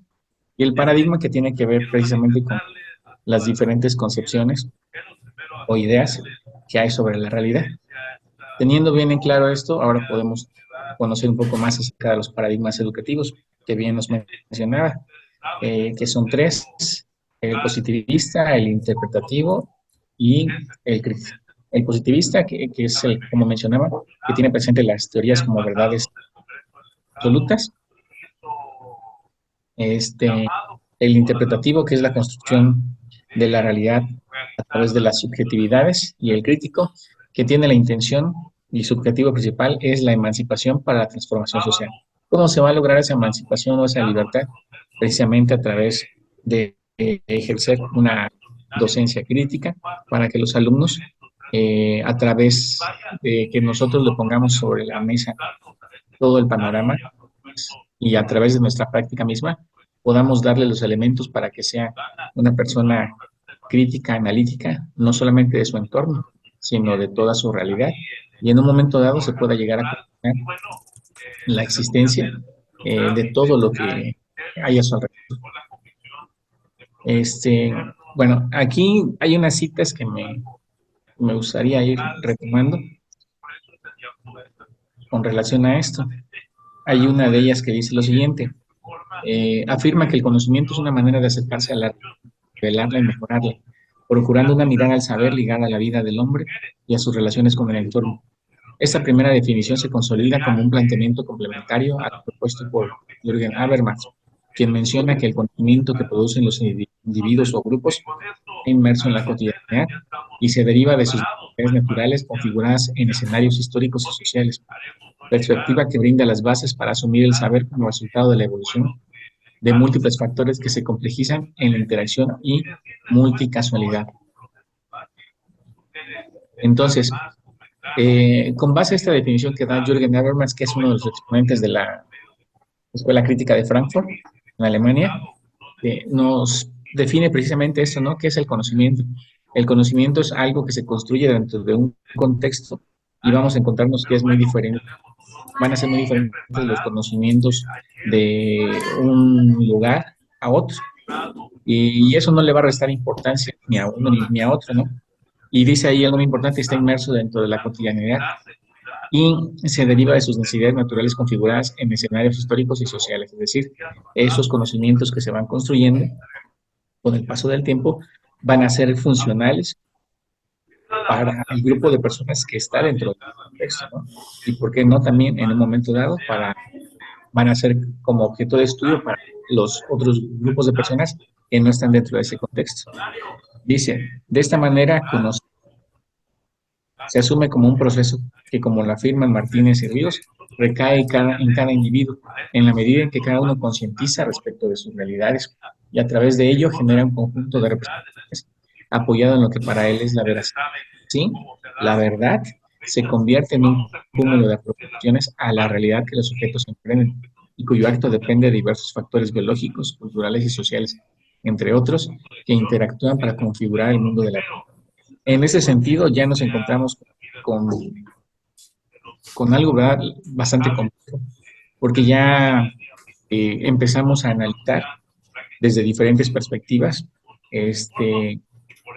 lo que es el conocimiento, lo que es la realidad y la funcionalidad que tiene esta dentro de un determinado lugar, de un determinado contexto. Y se vuelve bastante complejo porque ya son terminologías y conceptos que están enfocados a la filosofía desde sus orígenes mismos y sobre todo al análisis del ser, análisis del proceder del ser y también a la misma filosofía educativa que ya tenemos tal vez un poco de conocimiento. Y asimismo señalan la coexistencia de cuatro elementos fundamentales en la construcción de los saberes. Es decir, cómo se construye el saber a través de el sujeto que conoce, el objeto de conocimiento, es decir, lo que vamos a conocer, la operación de conocer y el resultado que se obtiene de dicho proceso. Se trata de una aproximación al conocer derivada de la interacción permanente de diversos factores que de forma articulada permiten acceder a la realidad, significarla y darle sentido. En palabras de Colimous, esta definición de conocer está ligada a diversas formas de construir el mundo, formas que implican aprender, contemplar y captar el universo desde las dimensiones propias de la espiral del entendimiento. Es decir, aquí ya nos habla precisamente sobre eso, ¿no? El ser humano siempre ha tenido una necesidad de conocer, y en ese afán de su necesidad de conocer, pues va experimentando con todo lo que le rodea. Ese contacto que tiene con la naturaleza y con el medio que lo rodea, pues lo va forjando y le va dando los elementos para que él pueda ir formando su propio conocimiento. Ahora bien, este conocimiento, ¿qué tan importante o qué tan relevante es? Va a ser relevante dependiendo del contexto y del medio en el que se sitúa, ¿no? Eh, Dice, en su obra La estructura de las revoluciones científicas se define también paradigma como un conjunto de suposiciones interrelacionadas respecto Empezamos a al mundo correr todos los social, trámites, mi querido Brecha, el lunes vienes eso. que proporcionan un marco filosófico para el Saludos a estudio todos, organizado de este mundo. Esta perspectiva ubica al paradigma como una estructura de índole conceptual, fundamentada en creencias y supuestos teóricos y saludos, lógicos, primero que, tal y como Raúl, lo afirma el autor, orienta a una Alejandro, determinada comunidad científica Daniel de y Alex, para información adelante. sobre el mundo, lo cual Contigo, afianza Alex. los valores y saberes que Saludos, comparten maestro con el Rueda. colectivo. Es decir, acá, Lupita, cómo se construye al final del día los paradigmas fuerte educativos, abrazo. cómo se han ido construyendo? Se han ido Nos construyendo de vemos la misma chocolate necesidad, ahí, mi de Raúl. la misma sociedad que ha ido cambiando y ha ido evolucionando, Nuestro y Leiber. pues de las mismas necesidades que han ido surgiendo. Ah, maestra Betty, ayer cargué al niño. No, está precioso. La cosmovisión del mundo planteada por Kuhn es retomada por Sí. Peyton. Siguiendo este último teórico, un paradigma es una perspectiva general, un modo de desmenuzar la complejidad del mundo real. Además, de acuerdo con esta misma fuente, los paradigmas subrayan los aspectos relevantes, legítimos y razonables. Sin duda, estos planteamientos han sentado las bases para comprender cómo un paradigma influye en la concepción del mundo y en la manera en que se abordan los problemas emergentes. De ahí que, según el paradigma, sea crucial desde un punto de vista aplicativo a la hora de determinar las maneras de concebir el mundo. Dice, en otras palabras, el paradigma provee al investigador, ¿sí?, la teoría y los referentes metodológicos para acceder al fenómeno objeto de estudio, y como lo indica, proporciona un sistema filosófico y de investigación para comprender las cuestiones propias del proceso investigativo. Es decir, al final del día, nosotros como docentes, entre las diferentes opciones que tenemos como paradigmas, eso va a determinar nuestro rumbo de cómo vamos a proceder y cómo vamos a actuar. Nuestro mismo proceder dentro de nuestra práctica diaria en el aula, así como también cómo nosotros vamos a influir en cada uno de nuestros alumnos a través de las diferentes concepciones y de las diferentes cosmovisiones y de los diferentes paradigmas que han existido. Al final del día, con el sistema, con el nuevo modelo educativo de la nueva escuela mexicana, lo que se pretende es eso, ¿no? O sea, a muchos nos ha costado bastante porque se está rompiendo con diferentes paradigmas o esquemas que teníamos.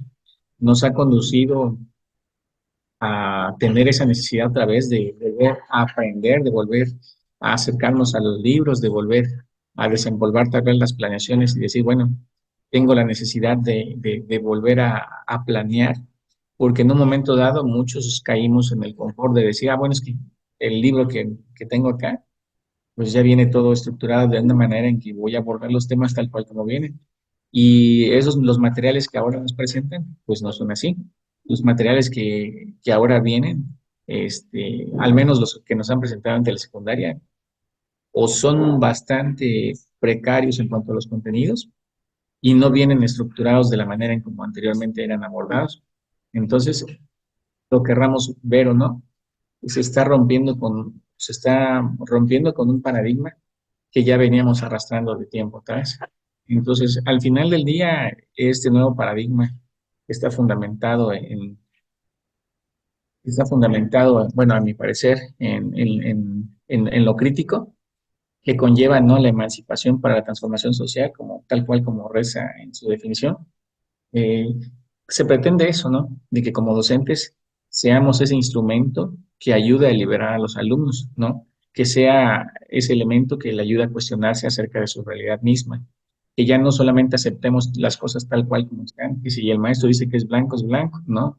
Que el alumno sea capaz de poderse, de preguntar a sí mismo y de cuestionar a su maestro de que si es blanco, por qué se origina blanco, o por qué no puede ser crema, o por qué puede tener, o por qué podría tener otra tonalidad, ¿no? Entonces, en ese afán eh, de todas estas definiciones que hemos venido abordando, se pretende eso, que como maestros conduzcamos al alumno a que sea capaz de liberarse de esas ataduras que en muchas de las ocasiones nosotros como docentes hemos sido partícipes o hemos coadyuvado para que también ellos sean presos de esa realidad que muchas veces les imponemos.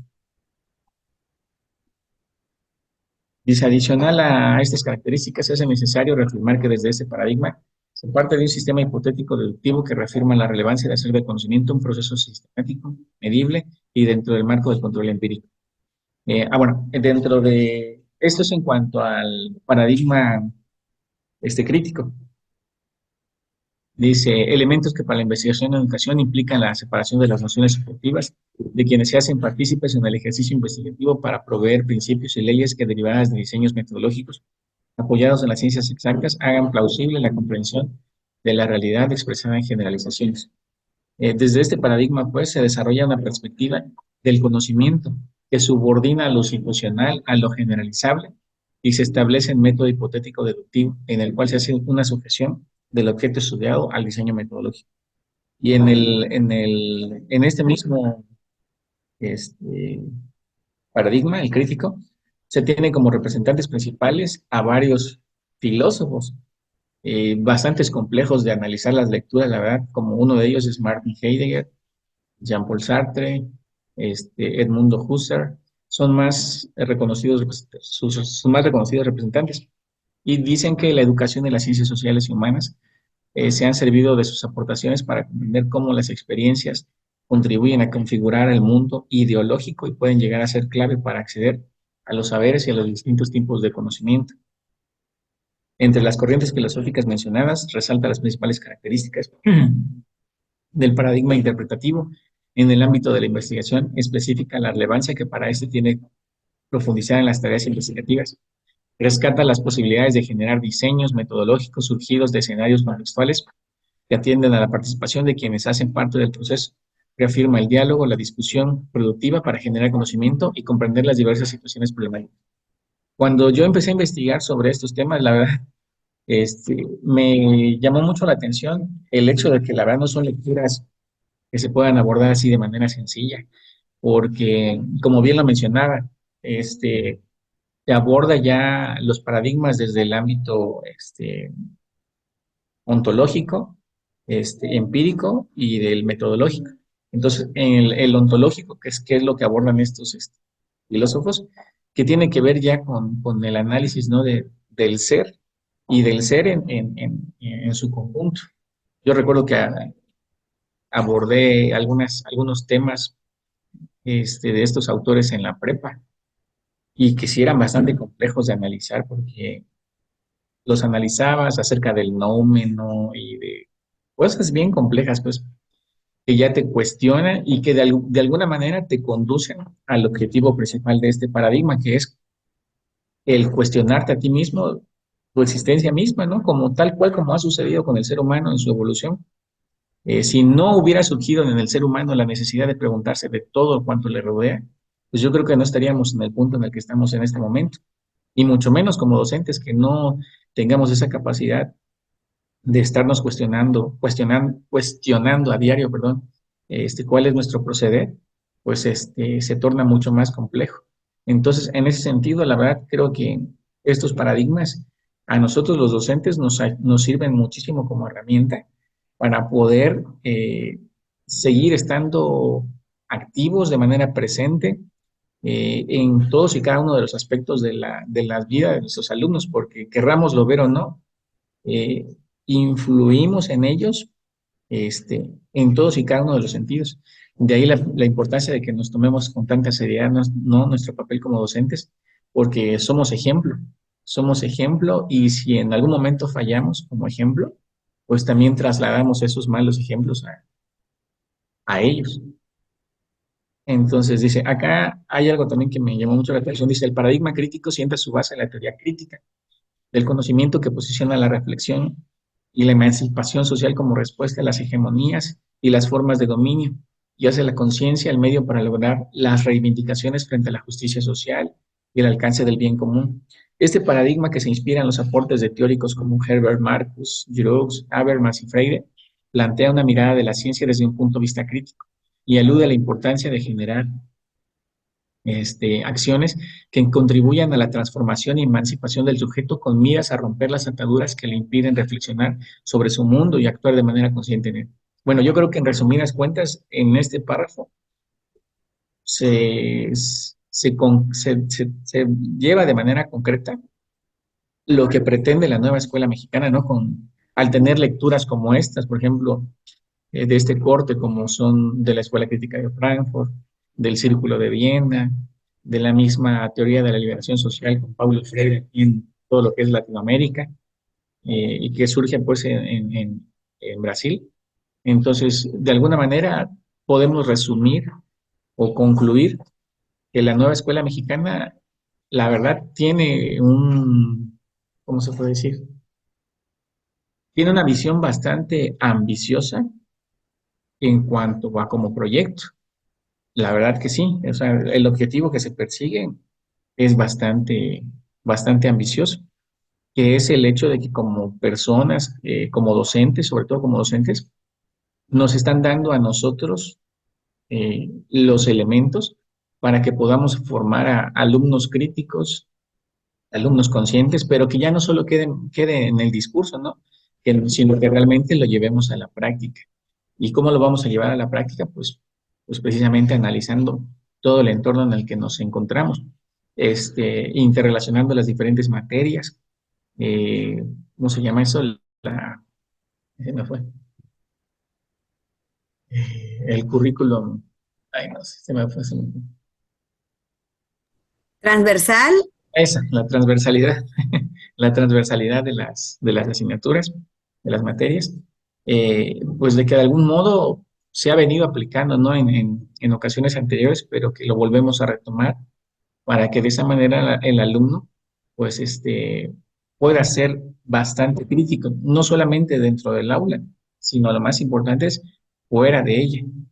Dice el paradigma, y el último que mencionaba, de los tantos que menciona, emergente parte de la idea de que los sujetos construyen el conocimiento alrededor de incertidumbres y asumen la verdad como algo parcial que solo permite la inmersión en una parte del saber, lo cual desequilibra las posturas radicales en las que el conocer se enmarca en absolutismos para convocar a una lógica que incluye la indagación en un sentido abstracto, dialógico, es decir, en la constante conversación entre él y lo que lo rodea, y complejo.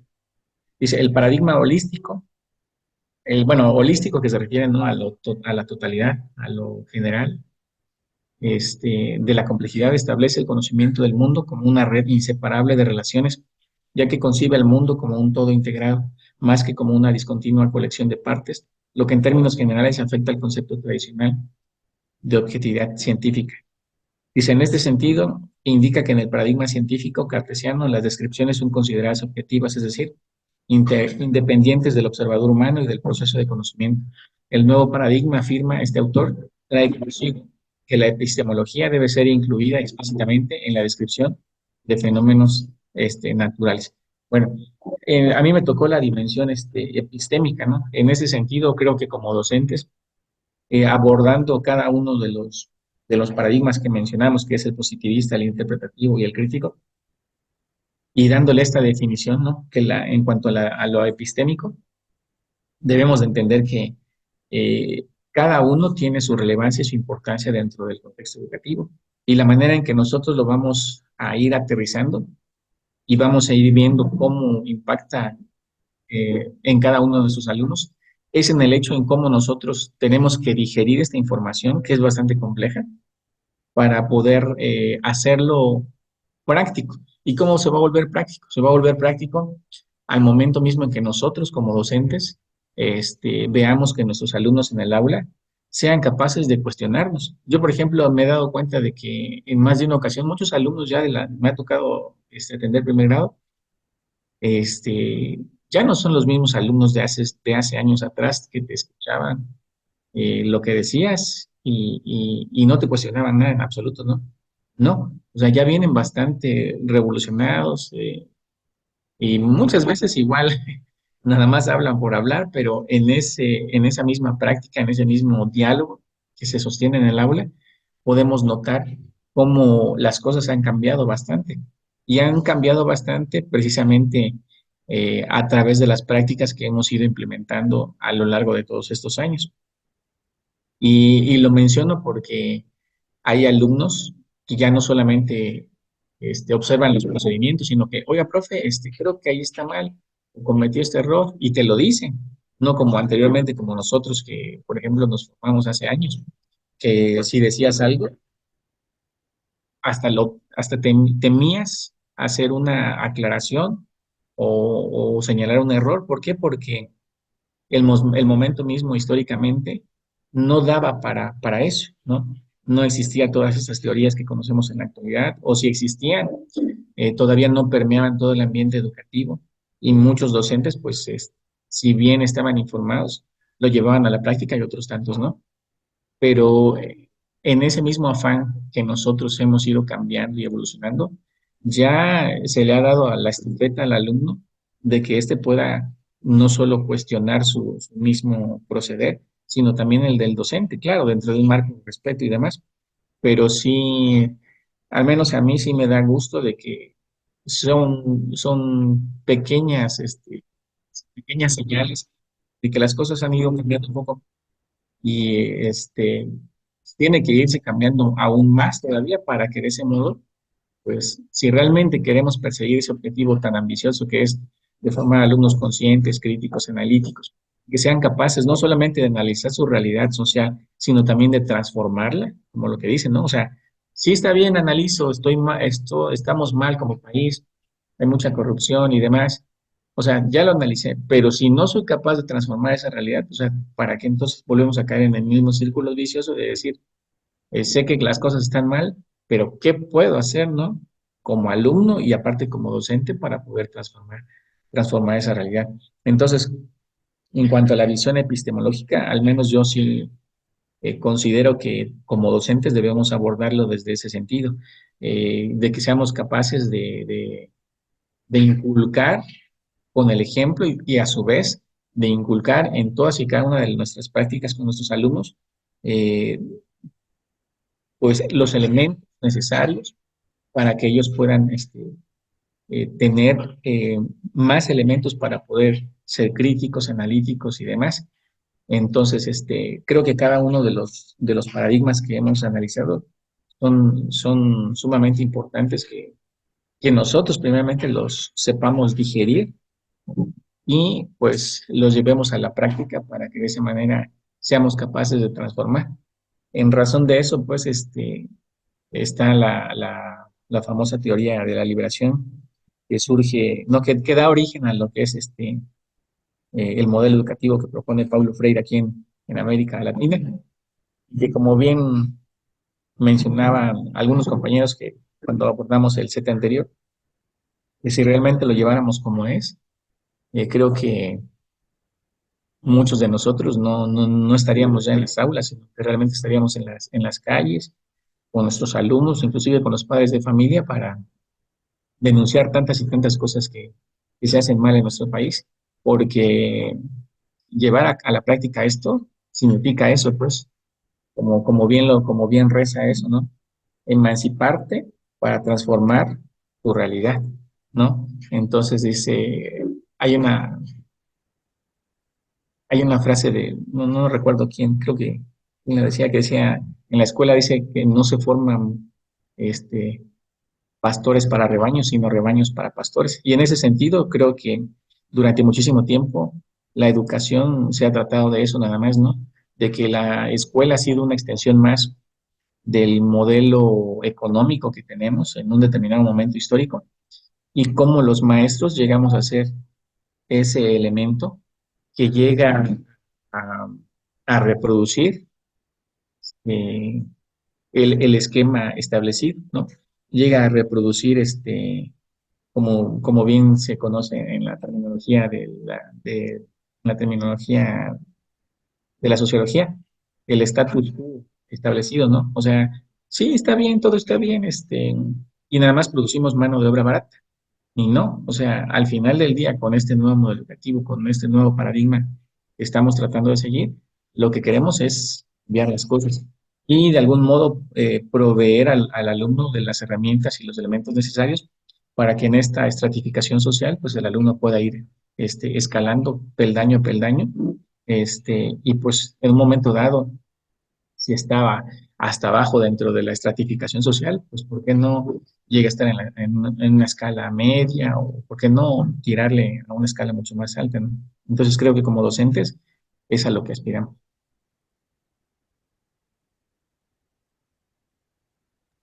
Muchas gracias, maestro Mario. Muy bien explicado, muy bien entendido todo lo que usted, o sea, prácticamente me hizo un resumen de todo lo que es los paradigmas y con base a eso se refirió usted ya enfocado al tema epistemológico y muy bien, lo felicito, maestro. Y ya para que pueda usted realizar sus actividades, maestro, con todo lo que usted me comentó o pidiéndome permiso, me gustaría comentarle cuál sería el trabajo. Y vamos a realizar un trabajo aquí en clases, pero vamos a dejarlo para que quede para casita. Yo tengo un determinado tiempo para entregar calificaciones. Le voy a dejar esto que lo haga usted dentro de 8 días para que más tardar el domingo 28 me entregue usted el trabajo. Ya en este caso sería que era el trabajo en clase, que era realizar la lectura individual de los siguientes artículos. Para no hacerlo tan complicado, maestro, le quité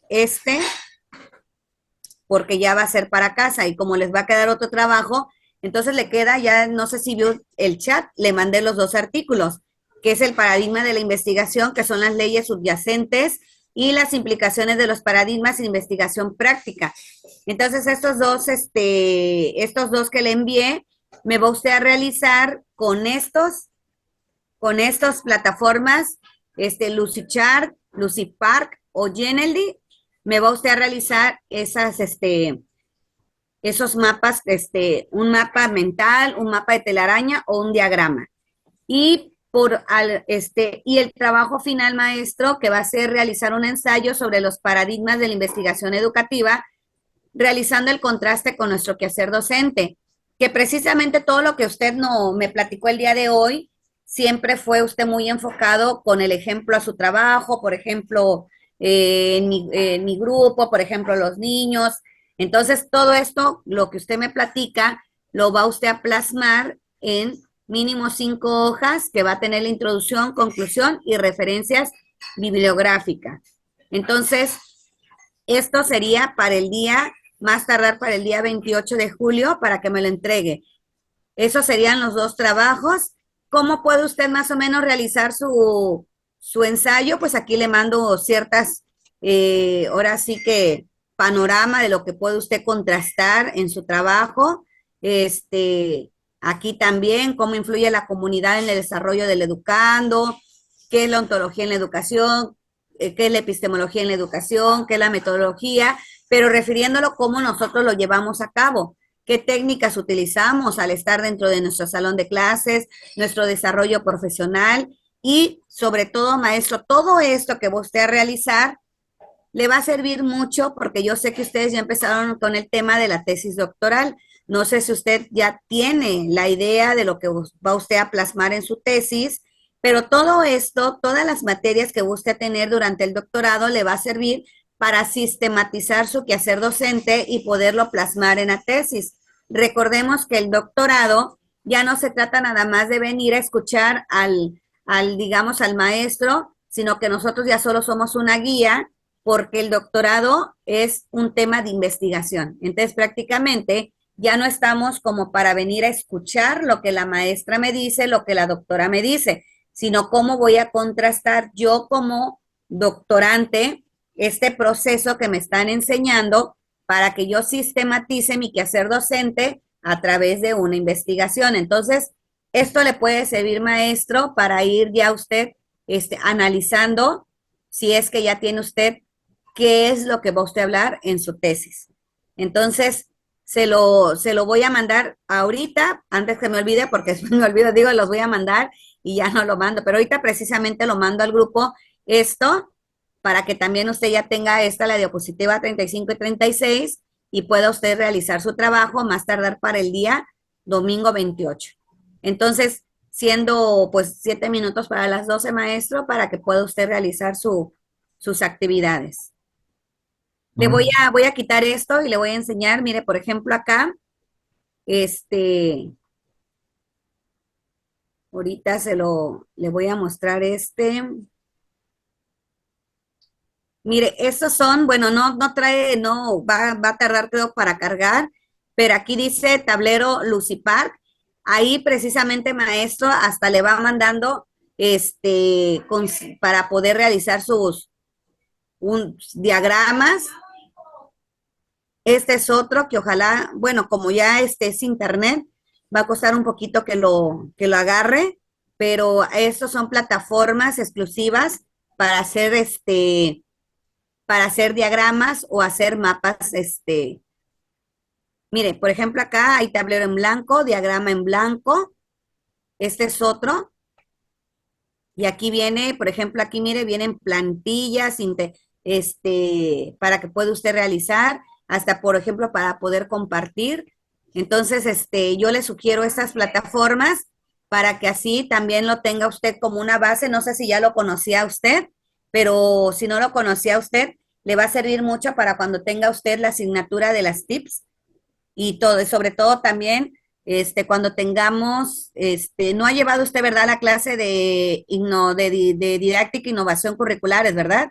Bueno, entonces esa la vamos a tener y pues ahí cuando se trata de innovación, no se trabaja tanto las tips, pero aunque pareciera que no, pero la innovación precisamente que se habla ahorita es acerca de un nuevo currículo, digamos, un nuevo panorama que se inserta en educación, que son las TIPS. Entonces, en la innovación. Entonces, para que de una vez vaya usted avanzando, conociendo ciertas plataformas, que no lo es todo en la innovación, porque hay comunidades que queremos innovar y no necesariamente tiene que estar la tecnología, porque no se presta a la comunidad para tener una herramienta tecnológica como esta, pero sí podemos llevar otras. Pero para que lo tenga usted acá, mire, maestro, esto le sugiero, estos son mapas mentales, diagramas, líneas de tiempo, plantillas de backlog, más plantillas, y aquí tablero en blanco, diagrama en blanco, para que usted pueda diseñar.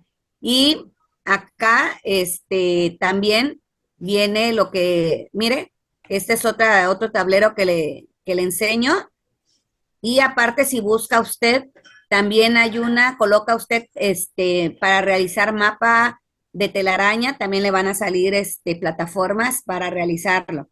Entonces, esto se lo dejo para que usted le enseñe a sus alumnos. A veces tenemos la forma nada más de hacer el mapa mental, ¿no? En medio y vamos jalando nada más los cuadritos, pero existen muchas formas de cómo llevar, mapas a nuestro salón de clases y sea más novedoso para nuestros alumnos. Entonces, esto se lo dejo como plus para que pueda usted realizar acá sus actividades. Entonces, esto sería todo, maestro Mario, y ya pues ya checamos la actividad para dentro de 8 días. Y muchas felicidades por su aniversario. Gracias, gracias. Una preguntota. Dígame. ¿Me irá a enviar en el grupo o al personal lo del tema? Es que ya no copié lo del ensayo. No, lo voy a mandar ahorita ya al grupo. A ver, sale, Sí, porque tenemos que enviar diapositivas, pero pues la verdad ahorita es la segunda clase y me he olvidado les digo, lo voy a mandar y no se los he enviado, pero yo ahorita mismo lo voy a enviar porque sí necesito mandarle evidencia tanto de mi trabajo y de lo que ustedes van a realizar. ¿Sí? Ok. Bueno, Bueno, esta fue ya la última sesión con usted, ¿verdad? esta es la última sesión y yo estoy haciendo, maestro, no me lo han pedido, pero ya ve que yo le pedí de la clase pasada, le pedí que me mandara usted, porque desafortunadamente se me perdió, pero yo estoy haciendo Ok. mi recopilación de los trabajos que mis alumnos están realizando, porque sí es importante también como investigadora también ir constructando los trabajos. Entonces, en cualquier momento que usted quiera también su trabajo, pues ya se lo vuelvo a entregar. Bueno, maestro, entonces, que tenga bonito fin de semana y ahorita mismo se lo envío. Gracias. Dios. Adiós.